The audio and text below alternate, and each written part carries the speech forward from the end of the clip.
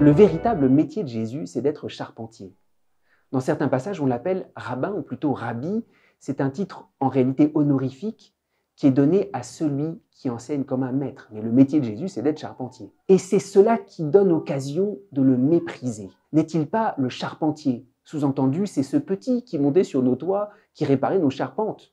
Comment ça se fait qu'il soit habité tout d'un coup par une si grande sagesse? C'est ça qui les choque. Pour eux, dire que c'est le charpentier, c'est le mépriser. Saint Jérôme, qui est père de l'Église, dit en fait, derrière ce métier de charpentier se cache un très grand mystère, parce que Jésus lui-même est en personne le charpentier de l'univers. C'est celui qui a organisé l'univers. Il y a là, dans cette remarque de Saint Jérôme, c'est plus qu'une simple allégorie. Il y a quelque chose de très très profond.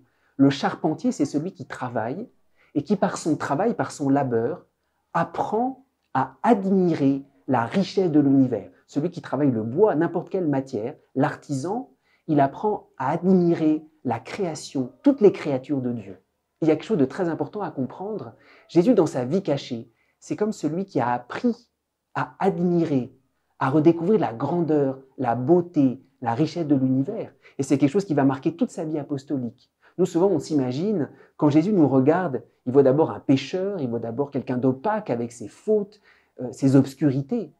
Jésus nous regarde d'abord comme quelqu'un qui cherche sans cesse à admirer la créature qu'il a devant lui. Quand Jésus pose des regards sur quelqu'un, il cherche, mais qu'est-ce qu'il y a d'admirable en lui? Et ça fait partie de notre salut. Jésus, c'est le charpentier, c'est celui qui répare l'univers.